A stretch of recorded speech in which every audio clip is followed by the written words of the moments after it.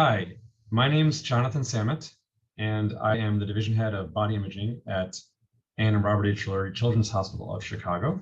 And I'm going to speak to you today on Don't Be Nervous About the Nerves, Assessment of Nerve Pathology with MRI, Neurography, and Ultrasound. My objectives today are to review the nerve anatomy for you, discuss MRI protocols, ultrasound protocols, and compare MRI and ultrasound. We're going to go over nerve pathology, specifically nerve injury and nerve compression, and focus a little bit on nerve lesions, tumor predisposition syndromes, and hereditary neuropathy. When thinking about nerve anatomy, it's important to think about the cross-section of what's inside of the nerve.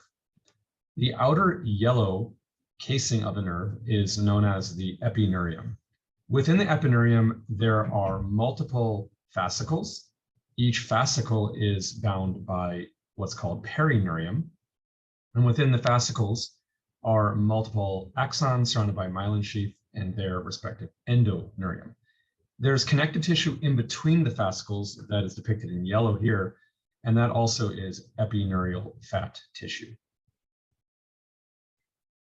This is an microscopic image showing you totally zoomed in image of a fascicle. And you can see here the arrows are pointing to individual axons. On ultrasound, you're going to see the classic honeycomb appearance. The fascicles are hypoechoic, as you can see here, and there's multiple epineurial fat tissue that's intercalating between those fascicles. And that is known as the epineurial interfascicular fatty tissue, and that will be hyperechoic. In longitudinal, you'll see multiple lines, the hypoechoic lines again representing the fascicles, and the hyperechoic lines are the interconnective tissue, the epineurium. On MRI, we can also see a similar structure.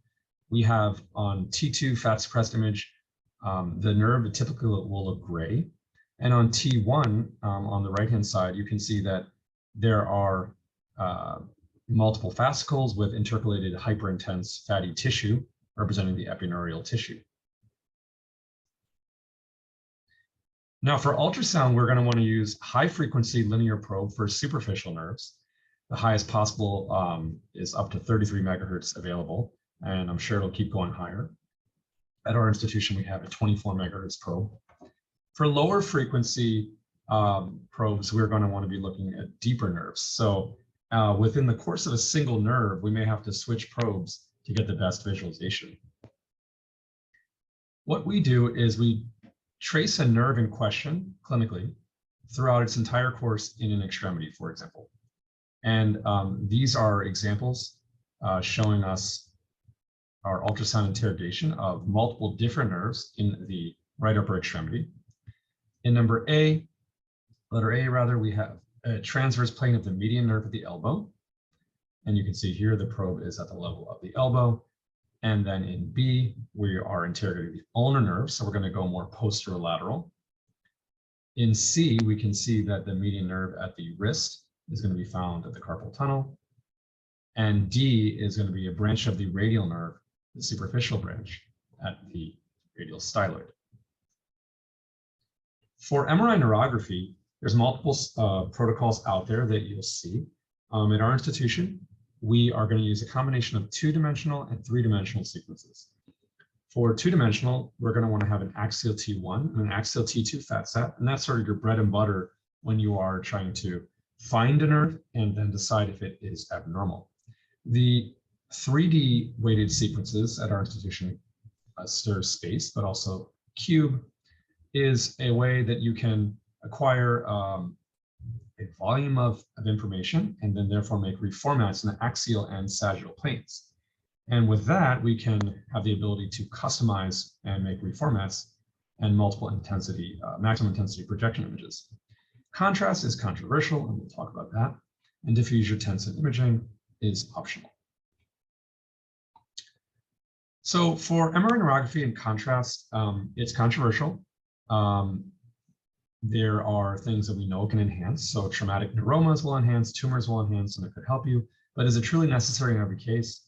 In a recent study that I was involved in, we found that overall contrast didn't add much significant interpretation value in MRI neurography, and concluded that it may not be necessary in many cases. What are the advantages of ultrasound, going back and forth? Ultrasound, again, we can trace a nerve over an entire extremity. It allows easy comparison to the contralateral side for a normal control. We can see the neural architecture very well, those fascicles. It offers dynamic imaging, for example, ulnar nerve subluxation. Of course, it has no sedation, radiation, or IV contrast.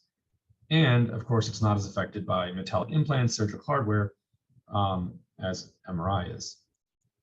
You can also take a history and physical during the exam, which I often do, talking to the parents and child themselves, and really get a lot of information. And of course, lower cost than MRI. But of course, ultrasound is very operative dependent, requires a high skill by the sonographer and the radiologist for the image acquisition. It's laborious. You're going in the room and you're scanning. It may only help you appreciate the trees, not the forest. Muscle denervation changes are easier to identify on MRI from a more global perspective. And it's not good for the bones, only the superficial structures. MRI's advantage, you have a global evaluation because you can see numerous nerves simultaneously, very sensitive for neural edema, and sensitive for the downstream effects on the muscle, for example, muscle denervation signal. And it can allow evaluation of the deeper structures. Disadvantages of MRI, you might have compatibility issues, pacemakers, implants, claustrophobia, issues where you might have to sedate a patient. You may need contrast, it can be a very lengthy exam, and it's very hard to identify small nerves. In this study, just quoting it here, found that ultrasound was more sensitive than MRI, 93 versus 67%. It has equivalent specificity of 86%, and better identifies multifocal lesions than MRI. In sonographically accessible regions, ultrasound is the preferred initial modality for an anatomic evaluation of suspected peripheral nervous system lesions. Moving on to nerve injury, which is an area that I think is very important for us as radiologists to be able to diagnose. We have to review the clinical classification systems to be on the same page as our treating physicians. The Seaton and Sunderland classifications are what is typically used. The Seaton classification has three components, going from mild to severe. Neuropraxia, which is damage that regresses spontaneously in days to weeks. Axonotomesis, in which the recovery can occur by axonal regeneration in weeks to months. Neurotomesis, in which the recovery is impaired by disorganized axonal regeneration and often needs surgery. The Sunderland classification is more commonly used, but both are, and it's broken out into 5 different categories. And you'll see that I blended those here with the Seaton classification. As you can see here, neuropraxia would be equivalent to a Sunderland 1. Axonotomesis is the middle category, 2 through 4, and neurotomesis is 5. And I'll show how we can use this to convert that to radiologic findings, which I think is very important. So it doesn't translate over perfectly, but I think it's important if you can try to separate the Sunderland classifications into 3 categories that we can actually see on imaging. So a Sunderland 1 through 3, the most mildest form, which is typically would require non-operative management. What we are going to see as radiologists are an edematous and thickened nerve. When we go up to a Sunderland 4 or axonotomesis, and again, typically operative, we're going to be looking for neuroma in continuity, and we'll show what that is. Sunderland 5, the most severe nerve injury, again, operative, would be a complete transection. So I think as radiologists, if we can put the imaging into these 3 categories, it tremendously helps our surgical colleagues. In the 1 through 3 category, Sunderland 1 through 3, which is non-operative, the nerve is going to be edematous and it's going to possibly be enlarged. And on MRI, we'll see a T2 hyperintense nerve in this picture here, showing the ulnar nerve in the cubital tunnel is 2 hyperintense. And then we see this sagittal reformatted image, the ulnar nerve is thickened as well as hyperintense as it crosses through the cubital tunnel, compatible with a low-grade nerve injury. Similar findings on ultrasound. Again, it's going to be thickened, but this time hypoechoic. And we can see here in this 14-year-old softball player with ulnar-sided symptoms for 2 weeks. The ulnar nerve is just a little bit thick, and that is abnormal. Moving on to high-grade nerve injury, that's going to take us to the Sunderland 4 or 5 category. And I think that imaging can really help our surgical colleagues if you can put it into a high-grade category. So Sunderland 4 and 5, both being high-grade categories, have a distinct appearance. Sunderland 4, you're going to see a neuroma in continuity often that will help you as a landmark for that category. And what that is basically a scar ball within the nerve, denoted by the purple here in this diagram. And you're going to see a focal nodular thickening of the nerve, a little bit of loss of architecture, and lose those fascicles. And that's when you're going to be thinking about neuroma in continuity. A complete transection, or Sunderland 5, you're also typically going to have an end bulb or stump neuroma, so to speak, but you're also going to see a nerve gap, and that is when you diagnose a complete nerve transection. So this is an example of a 14-year-old male with a history of medial form laceration, and that was treated at an outside hospital with stitches. Patient presented 6 months later with ulnar nerve, ulnar distribution sensory and motor deficits. We did an ultrasound, and you can see here that the nerve has a normal appearance screen left, and as it goes across the area of injury, there is focal bulbous enlargement of the nerve, loss of the fascicular architecture. We don't see those nice hypoechoic lines, and this was a neuroma in continuity, which is an area of disorganized repair and fibrosis, and this is an operative indication. This is actually another example where we went to the OR and did intraoperative guidance for the surgeon. And you can see here in B, the focal neuroma as we're crossing through. And the ultrasound comparison of the same patient, we're seeing a focal enlargement of the nerve at the site of the injury compared to the more normal nerve at a different level. This being a Sunderland 4 neuroma in continuity. And again, here we can see this focal enlargement of a nerve representing a neuroma in continuity, a high-grade nerve injury. And again, on this PASIF image and this T2, stir space image here as well. This was an 8-year-old with an elbow injury, fell on a ceramic plate shard, and developed a right ulnar nerve palsy. And what you can see here on this maximum intensity projection image, as the nerve is crossing through the elbow, there is a focal and bulbous enlargement of the nerve on multiple slices, as you see here. And then on the axial image, focal enlargement of the nerve, this being a Sunderland 4 high-grade nerve injury, neuroma in continuity. This was a neat case of a 15-year-old with injury during gymnastics with an elbow fracture dislocation with displacement of the medial upper condyle into the joint space. It was reduced and the patient underwent internal fixation. And though the patient presented to neurosurgery clinic 3 months later with persistent motor and sensory loss of the ulnar nerve. And as you can see here, the MRI was limited due to all of the metal artifact. So we offered an ultrasound, and comparing the abnormal to the normal side transverse at the level of the cubital tunnel, we can see here with red arrows this very nice example of a focally enlarged heterogeneous single fascicle of the ulnar nerve. So we're seeing more normal fascicles on this aspect of the ulnar nerve, but this one particular fascicle was very enlarged and heterogeneous. And we went to the OR again and helped the orthopedic surgeon localize this area. And this confirmed a focal neuroma in continuity, Sunderland 4, high-grade injury. This patient with previously unknown Charcot-Marie tooth disease developed a foot drop after a extensive periacetabular osteotomy surgery. We were asked to do an MRI neurography, which demonstrated a very abnormal sciatic nerve, this being a MIP image at the level of the greater sciatic notch.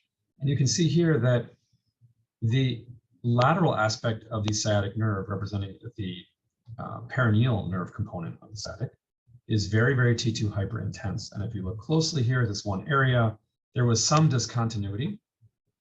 And therefore, because of the partial transection, this was sort of a Sunderland 4/5 injury, but again, high-grade injury that we were able to recognize, and this was repaired with sural nerve graft.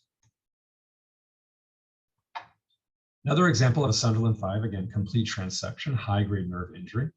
Unfortunate patient who had a large piece of glass fall on the arm, and there were numerous neurological deficits. And what we did to help the plastic surgeon was try to identify each nerve that was injured and the location of the transection, which was suspected. And so what we're seeing here in the image A is a longitudinal image of the median nerve in the upper arm, showing a complete transection with a gap between the fibers, denoted by the calipers. Note that the proximal aspect of the nerve has a focal hypoechoic nodule on the end of it, which represents, again, a neuroma, but this time not in continuity, but an end bulb neuroma that was confirmed on surgical excision. In B, we see a longitudinal image of the ulnar nerve in the upper arm with, again, a complete transection and a nerve gap. You can see the green arrow pointing to that gap, and the proximal nerve outlined by white arrowheads. And therefore, this was very helpful to the surgeon because they were able to know exactly where the sites of nerve injury were and know that it was a severe high-grade injury rather than having to wait multiple months to schedule the EMG to see the downstream findings. Another example of a Sunderland 5, in this patient with a stab wound to the forearm and subsequent wrist drop. We can see here that in A, the longitudinal ultrasound image demonstrating a complete transection of the posterior interosseous nerve, which is the deep branch of the radial nerve. And this trans image showing the pin is missing. We just see a fluid area and the superficial radial nerve just beside it. Soft tissue edema is outlined by the asterisks. Another Sunderland 5, complete transection. We see a 5-year-old with a laceration to the forearm with the wrist against a window. And what we see here is a complete transection of the median nerve with an end bulb neuroma at the proximal stump, which typically is the case. And you can see the distal stump is reflected into the more superficial soft tissues. On MRI, an example of a Sunderland 5, in this patient with median nerve transection, status post-carpal tunnel release, you can see that the median nerve is focally thickened and T2 hyperintense and abnormally tapering. And you can see the distal aspect is discontinuous with this more proximal stump. And this was a complete transection of the median nerve on MRI.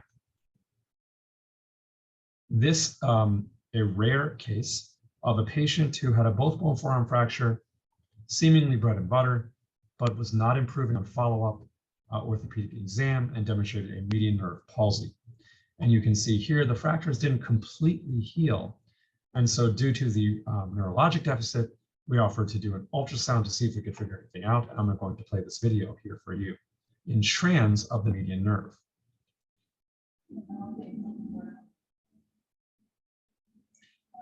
And what you can see here is that the median nerve is unfortunately going into the bone, and it's tethered to the bone because of that.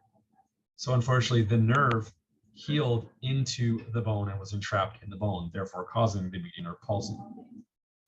On MRI of the same case, you can see that the nerve is very hyperintense and thickened and tapers extremely high grade, where we can't even see it as it's going into the bone, and you can see the nerve is hyperintense distally.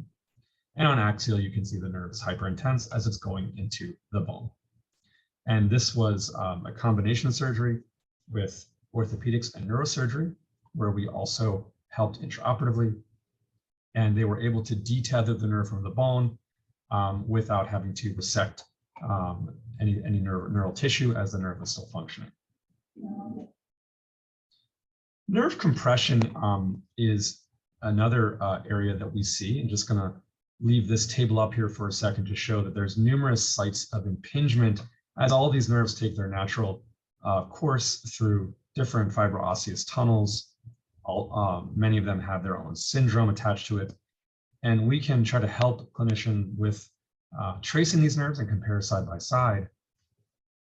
Some are more relevant to the adult side, others to the pediatric side. What are we going to see on imaging for nerve compression?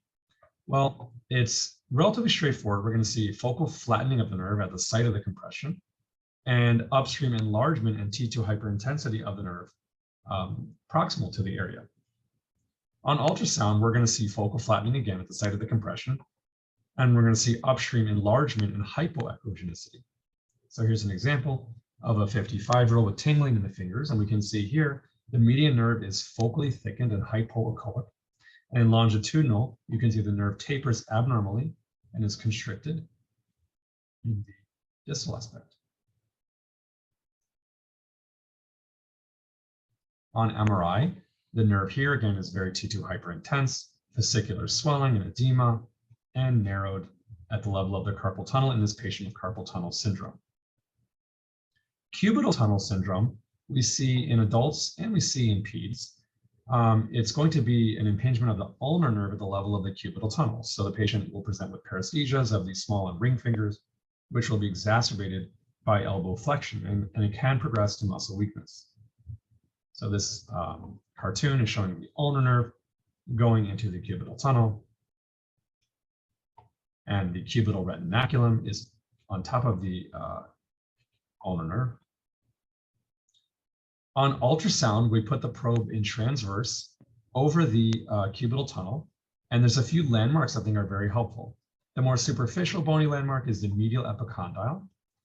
The olecranon is going to be posterior, so you see these sort of two bony humps. And the retinaculum is a thin linear structure. Ulnar nerve should be sitting, of course, in the cubital tunnel between these two bony prominences. If you have cubital tunnel syndrome and you have a chronic impingement, what you're going to see is a focal enlargement of the nerve, as you can see here. It's hypoechoic and thickened, and there's a tapering as you go distally. So the site of compression is the thinner part, and then the upstream area is going to be the focal swelling. And you can see here, as the nerve is traced into the forearm, it normalizes, and we again see the normal vesicular appearance. In patients who feel something moving or have symptoms with flexion, we can do a dynamic exam.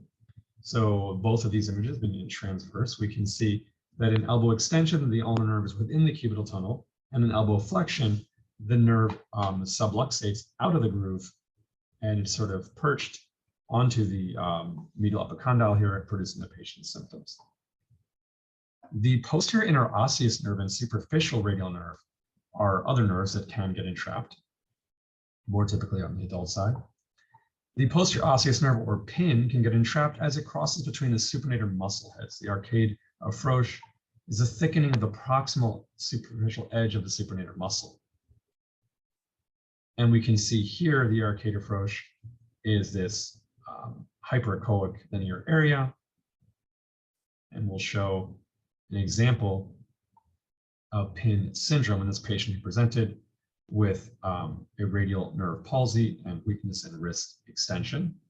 And you can see that the posterior interosseous nerve is extremely thickened. This image on the bottom is showing you that the normal caliber of the nerve is just a thin little hypoechoic area, and then the upstream is this massively enlarged hypoechoic thickened nerve, and this was enlargement of the pin in a patient with pin syndrome. On MRI, this patient had a ganglion cyst in the region of the proximal radius, and the posterior interosseous nerve, as it wraps around the supinator muscle and radius, was hyperintense here as it was being compressed by the ganglion cyst. And you can see very nicely on MRI the muscle denervation edema signal in the dorsal extensor musculature, explaining the patient's hand weakness symptoms. This patient with 2 weeks of acute foot drop, you can see, first of all, the focal areas of muscle denervation edema in the perineal nerve distribution. When you scroll higher, we can see there's a very abnormal appearance of the common perineal nerve with fluid-like signal lobular cystic areas throughout the nerve on multiple axial slices, again through the CPN and extending into branches. And when we take a closer look, we can see that fluid from this likely degenerated proximal tibiofibular joint dissected from an articular branch of the nerve through a capsular defect, resulting in a tubular-shaped ganglion into the nerve. And this is unusual, but can happen, and we can make a really cool diagnosis showing that this is an intraneural ganglion cyst, resulting in a foot drop. Another big area that I wanted to go over is thoracic outlet syndrome, and this we see on the pediatric side in adolescents and on the adult side as well. When we think about thoracic outlet syndrome, we want to remember that the brachial plexus is going to be coursing through a small space with an artery and vein, and it has the potential to get compressed, and we're going to go over what that might look like. Neurogenic thoracic outlet syndrome is the most common. Vascular compression is lesser. You're going to have paresthesias, pain, and denervation atrophy, possibly. And when we talk about the brachial plexus, we'll all remember this very complex diagram that we tried to memorize in medical school. And we'll show how we can try to simplify it a bit here on this MRI. When we look at this MRI image, we can see that we can divide all of the nerve groups, C5, C6, C7, C8, and T1. We can nicely see them come together and form the trunks, upper, middle, and lower, and then into the divisions and cords. I like to try to identify the first rib as a really good landmark because C8 is above and T1 is below. We have 2 subsets of patients on the ped side that we're going to be seeing. We're going to see the birth injury patients, which is a downward traction of the brachial plexus that involves the upper plexus first, typically C5 through C7, and teenagers with thoracic outlet syndrome symptoms. What's normal? Well, normal nerves are typically gray on T2 fat suppressed images, and edematous nerves are bright on T2. This is a normal MIP image of the left brachial plexus, showing just grayish normal nerves. Symmetry is very important. I think we should always image bilateral brachial plexus. We want to use all we can to help us with these very tough examinations. And in this one here, you can see that the brachial plexus nerves are just brighter on the left in this patient with left-sided TOS. And on this axial image, we can see that the left-sided brachial plexus is brighter than the right. This is a subtle example, again, showing that the right side is normal and the left side just has a little bit of hyperintense signal at the level of the trunks in this patient with left-sided thoracic outlet syndrome. We also can appreciate the course of the nerves in this patient who presented with a mass in the supraclavicular region. You can see the nerves are draped over something in the right-hand brachial plexus, whereas the left-hand, there's a normal course. This same patient demonstrated pain and a mass, and what we can see that the brachial plexus is being pushed by this wishbone-shaped bony anomaly, causing a deviation of the entire plexus. In this other patient, 15-year-old with left arm pain and paresthesia, we can see on the X-ray, which I think is very important, we can see an anomalous cervical rib, very pointy cervical rib that is compressing the C8 nerve below. The nerve is hyperintense and thickened, explaining the patient's symptoms. On the sagittal 2D image, you can see the cervical rib, as well as the C8 nerve, which is significantly larger and hyperintense compared to the other brachial plexus nerves that you see here. In another patient, again, the X-ray very helpful, we can see a cervical rib with a partial fusion anomaly to the first rib.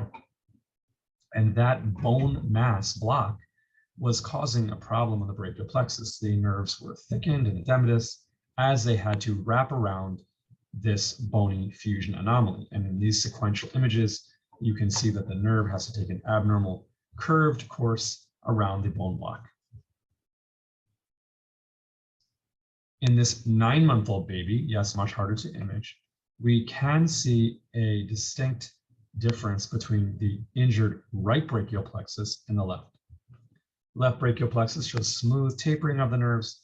The right brachial plexus has multiple nerves with extensive thickening and nodular appearance, which is compatible with a high-grade nerve injury. It puts us at least into the Sunderland 4 category. In this 4-month-old, we can see that the C8 and T1 nerves terminate in this focal nodular mass-like area, which is a neuroma, again, putting us into a high-grade nerve injury category compared to the normal left side. Another patient, a 3-month-old with absent C8 and T1 nerve root function on EMG. We can see that there's normal thin appearance of the brachial plexus nerves on the right, whereas on the left side, the nerve roots in the lower trunk end in this focal nodular mass-like area. And this is going to be a lower trunk neuroma. Again, a high-grade nerve injury. This is another example of a brachial plexus nerve injury in a 1-year-old. And we can see here this multiple nodular area of the nerves in this patient with neuroma formation. And one thing we can also do is combine the MSK and neuroradiology worlds when we evaluate brachial plexus injury. And we can image from the cervical spine to the shoulder. So in patients with brachial plexus nerve injury, the neurosurgeon wants to know about the nerve rootlet avulsions and the nerve roots. So we can see here this right C8 pseudomeningocele. We can see that there is a transected C7 nerve root, which terminates abruptly here, as well as an injury to the upper trunk, compared to the normal nerve roots that are smooth and tapered and continuous on the left side. And for the orthopedic surgeon, we can also, in the same study, evaluate the shoulder, and we can see here the downstream effects of this nerve injury, where we see posterior subluxation of the humeral head and glenoid retroversion. In this adult patient, we first open up the scan and we see that there's muscle denervation, edema, and atrophy of the rotator cuff muscles. So we know there's going to be an injury to at least the upper brachial plexus and likely the supraclavicular nerve. And what we find when we scroll more centrally is we can see an abnormally thickened and hyperintense C5 and 6 nerve roots, which are abruptly terminating in this patient with an upper plexus injury. I'd like to talk briefly on non-neoplastic tumor-like conditions, as well as nerve sheath tumors and malignant nerve sheath tumor. Nerve sheath tumors are going to be neurofibromas and schwannomas being the most common, although distinction is difficult on ultrasound. Neurofibroma arises within the nerve fibers, whereas schwannoma arises from the Schwann cells and displaces the nerve peripherally. On ultrasound, you'll see a hypoechoic fusiform or ovoid expansion with posterior acoustic enhancement possibly, and variable flow. On MRI, the ball on the string and split fat sign. This is an example of a very thickened median nerve with prominent hyperechoic tissue throughout, separating all of these fascicles. In this patient, we also did an MRI, and you can see that the nerve is very thickened with, again, fatty tissue intercalated between the nerves, between the fascicles, very unusual. In this example of a fibrolapomatous hamartoma of the median nerve, which is a rare infiltration of fibrofatty tissue in the median nerve, and it is associated with focal gigantism. This is another rare case of an AVM of the median nerve, and you can see the nerve is significantly hyperintense. There's multiple flow voids, and on this time-resolved MR angiogram image, you can see there's very abnormal high flow in this AVM of the median nerve.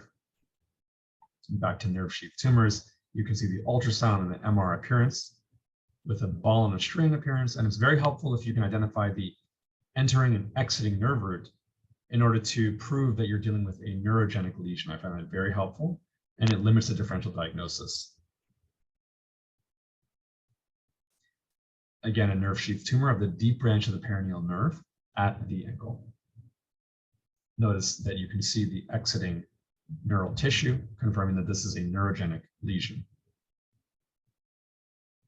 In this patient with neurofibromatosis type 1, you can see numerous neurofibromal lesions, multiple target signs along the LS plexus. And this is a MIP image showing that there's a diffuse neurofibromas throughout the LS plexus and upper extremities, lower extremities rather. And this patient unfortunately developed malignant peripheral nerve sheath tumor. We can see here a large necrotic lesion with central pore enhancement and peripheral enhancement. And for these malignant peripheral nerve sheath tumors, we always want to look at the ADC value to try to help us identify these early. And you can see in this patient that the ADC map shows bright signal. This patient this was a benign neurofibroma with ADC values above 1.0 in this case. But unfortunately, in this example, the ADC was below 1.0 in this dark area on ADC, and this was therefore concerning for malignant peripheral nerve sheath tumor. This is a brachial plexus tumor, a very unfortunate case of a 5-month-old with a malignant rhabdoid tumor. And we tried our best to map out the tumor and to show which nerve roots were going into the tumor. Here you can see the C5 nerve root going into a large portion of the tumor on this maximum intensity projection image, as well as the post-contrast image on the right. Just a quick few slides on polyneuropathies or hereditary neuropathies. We show that other case of Charcot-Marie tooth, and we also have chronic inflammatory demyelinating polyneuropathy, CIDP. Both demyelinating neuropathies, both are demyelinating neuropathies with diffusely enlarged nerves. There's multiple types, but what we're going to see in this example of Charcot-Marie tooth, we can see focally thickened distal sciatic nerve extending into the tibial and common perineal nerve branches. And this in maximum intensity projection image showing a patient with Charcot-Marie tooth in the brachial plexus and LS plexus, showing numerous thickened nerves. So in conclusion, we have two different ways to evaluate the peripheral nervous system. Ultrasound and MRI are both excellent, and they're often complementary. In my opinion, for extremities and small nerves, or if there's metal artifact, I think a focused exam with ultrasound is the way to go. For the brachial plexus or deeper nerves, and if a global assessment is desired, MRI might be more helpful. Thank you for your attention. If you have any questions, please email me.